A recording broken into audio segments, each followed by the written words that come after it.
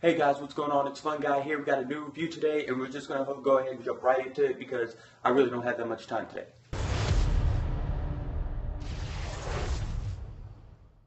Alright, so The Flash episode 12 we got to see was really cool. And yes, in case you're wondering, yes, I'm wearing my Flash jacket over a Batman shirt. I'm just multi-Justice League today because I have an exciting photo shoot that I'm preparing for. I love the beginning of this episode, guys. We finally got to see the race between Kid Flash and The Flash, which was ultimately cool. I love how Barry just sped and phased through the wall while Kid Flash had to run up it and over it, which caused him to lose the race. But, you know, Kid Flash doesn't know how to phase yet, so it's kind of unfair. At the end of the race, what got me laughing so hard is it reminded me of Deadpool, because Barry's like, well, until then, what's my name? And we all know that reminded us of Ajax. Everybody who's seen Deadpool, that reminded us of freaking Francis when he kept asking throughout the entire movie, what's my name? We also find out about a few people who ultimately got decayed and then turned into dust. And it turns out that these same people were policemen, whatever, at the CCPD and the Flashpoint timeline. So we know somewhere in there Alchemy is back, or Savitar is back, because only people who remember the Flashpoint timeline have their powers, and we know that only Savitar and Alchemy know about the Flashpoint timelines. So that leads me to believe that Savitar is back somehow and is not using Julian, but is using someone else as Alchemy to grant these people their powers. However, wherever they found the first body, Luigi's restaurant or whatever, it seems that that reality is coming to life. Like Luigi's is going to open under a new name. So that reality is coming to life. So they're disturbing some events in the timeline leading up to Iris's death, but they can't disturb every single event. They have to let some of them flow. And I know Iris is scared. I feel you, girl. I feel you on how you feel about dying and not leaving behind something. I know how you feel because I feel the exact same way. So we find out that our metahuman they didn't come up with a name for him, and I can't remember his real name, but we know that he can touch anything and turn it into dust, which is a pretty creepy power. I would not want to have those powers at all. I would just be so confused as to why my powers are touching things and turning them into dust. That's kind of like the Midas touch, where he just touches everything and it turns to gold. Like, why? So later on in the Speed Lab, we see Wally running around trying to figure out how to phase when he doesn't really know how to vibrate yet.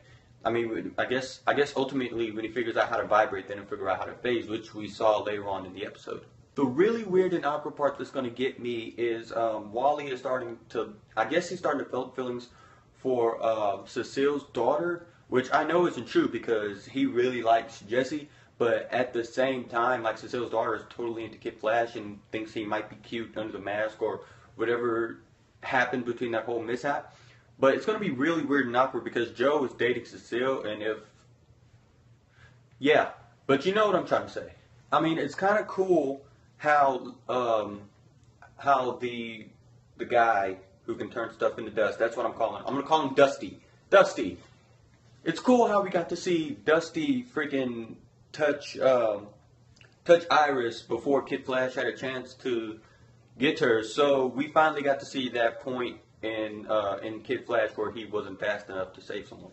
But it was all good because Caitlin is freaking freezing Iris's arm, and it's like, oh yeah, I'm going to stop the disease from spreading just like a banana. But when she started to lose control, that's when Julian stepped in and started giving her this whole freaking motivational speech, and she turned back into Caitlin. God, I'm starting to call him Julian because I don't see him as freaking Malfoy anymore, but he's still Malfoy. But anyways, he steps in and gives us this whole freaking motivational speech, and we get to see these two come closer. I mean, I would love to see Caitlin and freaking Julian, as weird as it sounds, actually become or develop something, because that would be like the cutest thing to me, because they're going to be like a real married couple, because you have one guy who acts like a total asshole, and then you have this girl who's just like the calm side and just putting him in check saying, hey, you need to do this, you need to work on that. But I wouldn't be surprised at the end of freaking season 3 if there's some kind of money issue with the show or something like that, and Julian has to freaking move away, and we get rid of Julian's character altogether.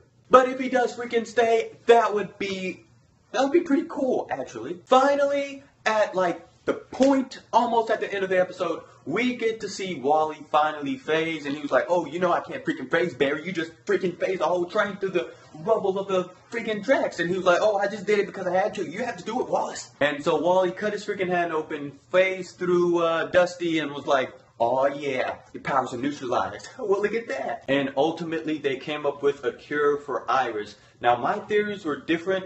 I'm sorry I didn't make a theory video because I've been really busy over the past week. My theories were that Iris was going to die, and then Wally was just going to run so fast that he figures out he could time travel and then save Iris, or they were going to save her. The ending was kind of cool because, well, it wasn't cool because Barry just dropped a bomb on Cisco's security doors, like, well, we know how well those keep people out of Star Labs. And I was like, oh. Then Iris gave this whole love speech, and they were like, oh, I love you too. Mwah.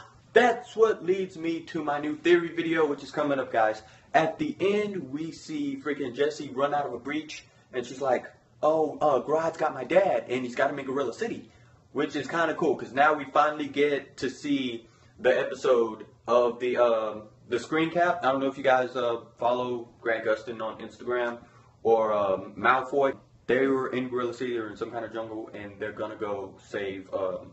They're gonna go save freaking whales.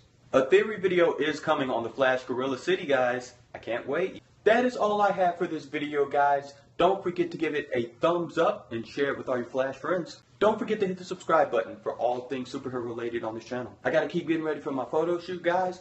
But in the meantime, I'm It's Fun Guy, and I'll catch you on the flip side.